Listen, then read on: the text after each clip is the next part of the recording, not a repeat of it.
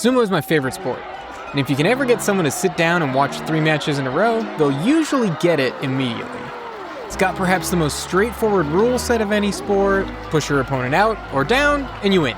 Easy. But as sumo viewers, when we try to introduce someone new to our hobby, we're often working against the dreaded, "You watch fat guys in diapers?" question.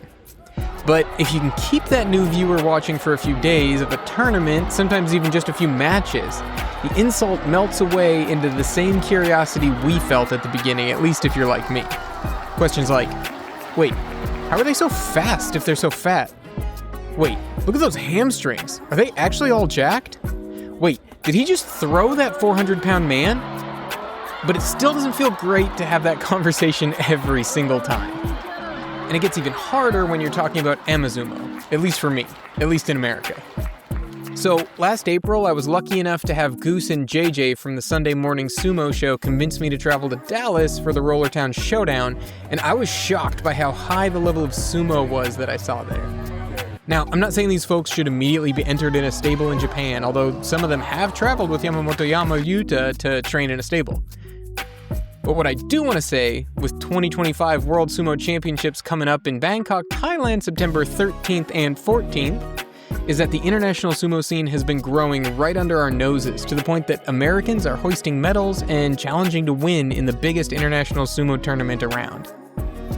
Now, forgive me here because Amazumo is very much an international sport, which is one of the things I love about it, but living in America, that's the Amazumo I'm familiar with. But please, comment down below, tell me about Amazumo in your country, like the Brazilian scenes, Georgia, Estonia, and Egypt. I want to hear about all of it. But anyway, that's it. The U.S. women's team are coming off back-to-back bronzes led by Kellyanne Ball, prize student of the aforementioned Yamamoto Yama, who actually grabbed bronze in 2023 and silver in 2024 at heavyweight behind only the powerhouses of Japan and Ukraine, which, no surprise to anyone who's been enjoying the rise of Aonishiki and Shishi in the Ozumo world. And the men's team this year is stacked with competitors hoping to keep pace with their compatriots. If you haven't already seen it, check out Seth Adams' entire sumo playlist on his Sensei Seth channel to see just how seriously our light heavyweight contender is taking the tournament. And let me offer some clips of the men's heavyweight champion Hayden Southall from Rollertown as he rolls through one US Amazumo stud after another. And this includes a monstrous match with 2024 US heavyweight champion Jay Scriven, who's anything but a slouch himself. And in a sport that absolutely thrives on the matchup between a little guy and a behemoth, may I present to you men's 85-kilogram competitor Edibor Konyeha. While lightweight sumo at Worlds is a whole event of its own, thriving on speed, Edo's the kind of guy who wants to compete in and win every open-weight competition he can enter. The fact that Ozumo in Japan is open-weight is one of the biggest selling points, and having Edo embrace that challenge is something audiences immediately understand and get behind.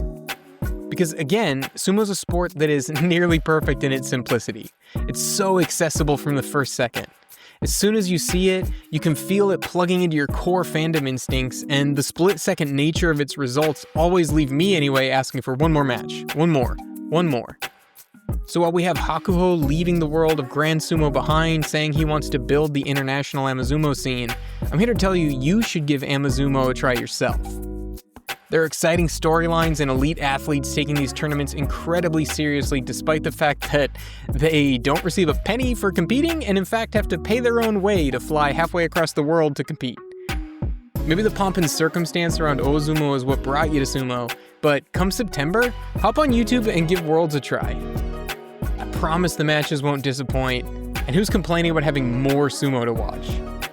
Plus, maybe if you can go to an event live nearer you anywhere in the world, it makes it just that little bit easier for us to introduce friends to the sport we love and avoid the dreaded fat guy in diapers conversation.